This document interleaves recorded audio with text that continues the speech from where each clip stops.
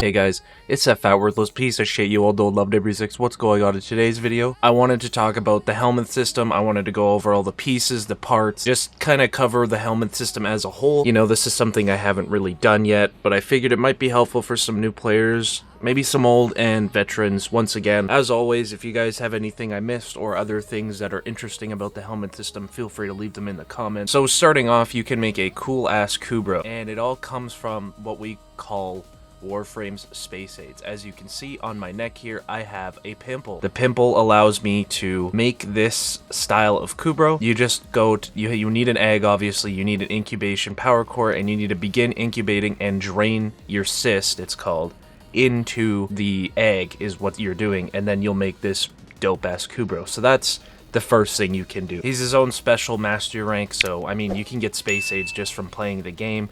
You know, you just got to run into other players, you know, missions, relays, whatever. Whoever has this, you know, space aids, it's pretty simple to get. The only time you'll be able to unlock the Helminth system is when you either have space aids or if you have the 2 segments for it. Now, I'm going to show you where to get the segments so you can do everything else with this, and I'm going to go over how the Helminth system kind of works. So if you don't already know, you'll make your way to your navigation, head to Deimos, and you will go to the Necrolist. Once you get here, you'll make your way to the sun. After you made your way to the sun, there's a couple things I gotta mention. You'll need to be Mastery Rank 8 to use the Helminth system. You will also need to be rank 3 in the, like, kind of like Covenant in the family here. So just, you know, do mom to get your rank up. So Mastery Rank 8, rank 3, and then you'll have to come here and you'll pick it up from him, the segment in brown wears the Helminth blueprint segment for 15,000 standing. That allows you to actually move Warframe abilities one from the other, and then you'll also want to pick up for 30,000 to get the full Helminth system, the Helminth invigoration segment blueprint. Now I'll show you how this all kind of ties in and works. So now that you've gotten all the pieces for the Helminth, you'll have to build it because it's just a blueprint. You'll build it here in your foundry real quick. Then you'll make your way to this door and you will put it in, and then you'll sit in this chair. First thing you can do is, if you have a pimple and you already have the dog,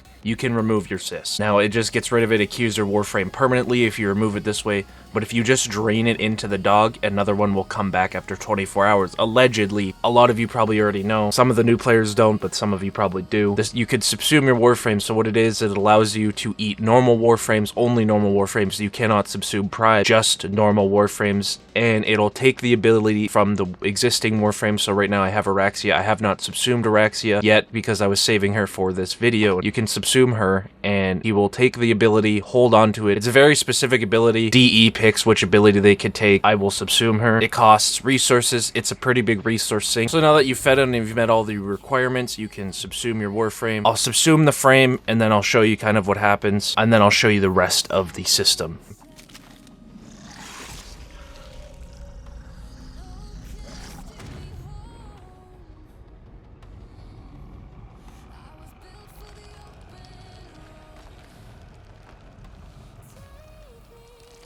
Also to note, if you subsume your Warframe, you do not have this Warframe anymore. So if you're going to subsume your Warframe, make sure you got the Mastery Rank out of them before you subsume them. You can always go farm another one, but at that point, it's kind of a waste of your resources. After you subsume a Warframe, what he does is he basically absorbs it. As you can see, this is where Araxia is, and then becomes a flower. One of these, like, tons of flowers. You have to wait 24 hours. You can speed up the process with Platinum, obviously, but I wouldn't recommend doing that. No, there's only, like, a handful of abilities in the game that are worth having. Then after she's subsumed, you will be able to put her ability on any frame ever. I'm gonna go over the invigorations quick. It basically buffs your Warframe temporarily, so it costs resources. So let's say I wanted to invigorate Ivara. It'll cost you some resources, and then it'll temporarily buff them. So for 7 days, I will get 200% melee critical chance and a 25 heal rate. And these are random. You can only invigorate the 3 Warframes that are here, but they do cycle out, and the extra ability stuff they get are kind of random. Unless it's going to invigorate my Warframe permanently, it's kind of just a resource sink and a waste. I mean, if you're having trouble with a really tough mission, this might be helpful for you, even if it's just temporary. So there's also also that. You'll pick it up. I mean, you don't, in order for the Helminth to work, you only need the normal Helminth system anyway. You don't really need the invigoration if you don't want to. I ran without it for 2 years, not realizing that the system was there. That's why I was like, oh, I should probably cover this. Now, the next thing is Archon shards. Now, I've showed you guys my Excalibur build. If you have not checked it out, please do so. Buff your Warframe. They're basically like limitless maxers, or like a limitless, like your Warframe's as good as it can get. You're making it even better now, and that's what these allow you to do. Now, the Archon shards, they come in different, you know, colors. As you can see, the red, yellow, and blue are your first colors, and to make the green, orange, and purple, you'll need to combine these normal colors in order to make these 3 colors. And then there's Coalescent Fusion. So basically, let me show you how this works. You combine this, and now I've made purple. Now, obviously, there's 2 different variants here. There is the normal, and then there's the Tau Forge. The Tau Forge are better variants of the normal variants of Archon Shard. Typically, you want to be aiming for the better versions. You always want Tau Forge if you're going to throw them on anything, but if you know, having bad luck or just not getting them, you can always just use the normal. But typically, you're going to go to your way to use the Tau Forge. So now there's the Ascended Fusion, which basically is it. Let's say you got 3 normal yellow here, like I do, and I can make it Tau Forged. So it'll cost you 3 to make 1, but honestly, with how good it is, you're better off just saving up and making some regardless. So just make yourself all the Tau Forge you can. Whatever Tau Forge you're gonna put on your Warframe, make sure your build kind of centers around what you use, because all these shards have different properties, uses. They're all good in their own way, and just like the same thing I said with modding, you can make some crazy, insane, broken shit. So there is no wrong way to throw on shards, as long as you're kind of, you know, maybe you're aiming for something wild. So that is kind of the Helminth system in a nutshell. The Helminth system has its own rank up system, so the more Warframes you feed it,